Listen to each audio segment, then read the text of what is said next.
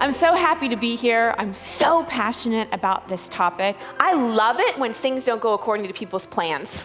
I get so excited because I know they're right on the brink of a huge transformation. We have to get outside of this little box called our comfort zone.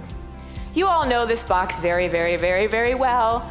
It's very familiar to you, and it's where you have that thing called control. Instead of just choosing something, moving forward, and then getting feedback from the universe as to whether or not it's in alignment or not, we analyze and rationalize and make lists and talk to people. Enough! Courage is feeling fear and moving forward anyway. Amen. I got an amen up here, yes.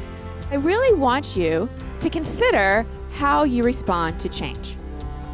Because one thing that really defines effective and sustainable leadership is how we respond to change. And we, if you haven't noticed, are in an incredible time of change. For the first time in U.S. history, we have 4 generations working in the workforce together. This really never happened before. How you become an amazing leader and an incredible manager is leading and managing people not like you. Think about someone that's impacted your life, a leader, a mentor, someone who's made a positive impact on you. It's because you felt connected to them. Are you up for being that kind of leader and developing those kind of leaders?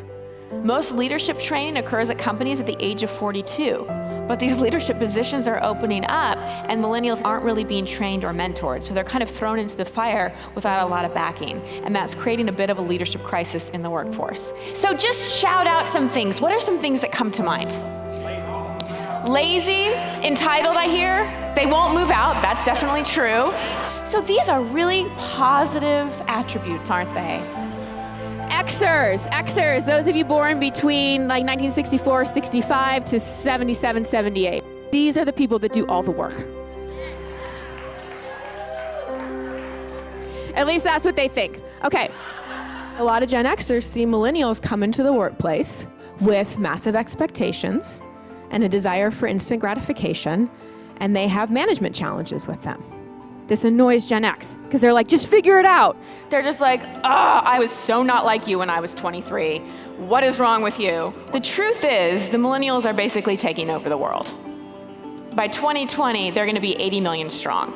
So we can either continue to judge them and resist them, or we can really realize what's so wonderful about millennials and leverage a multi-generational workforce. Okay? Wouldn't you love to love millennials rather than be annoyed by them? The biggest way we get into trouble is when we expect someone else to act and behave and work in the same way we would. A lot of times what happens is with difficult people, we make the situation more difficult by continuing to take it personally. What causes communication breakdown is how right we want to be. And when you've got 2 people in a communication that both want to be right, that conversation is going nowhere. With most upset people, the thing that they want more than anything is to be heard. One of my favorite definitions of a miracle is a change in perception. And sometimes we can create a change, create a miracle, create a shift by changing how we look at someone. Yes, we're talking about generations, but this is really a people issue. This is really about being willing to engage with people, understand people, communicate with people in a different way. I can get so caught up in my to-do list and everything I have going on, but do you know what my biggest asset in my business is? The people I work with. And the more I invest in them and the more I keep them in their zone of genius, the better my business does and the happier we are. We spend a lot of time at work. We do. And it's up to each one of us to make it a place that we enjoy going to so it can be more than just a job. Because I think it's true of the millennial that they want to make an impact and make a difference, but honestly, I think that's true for all of us.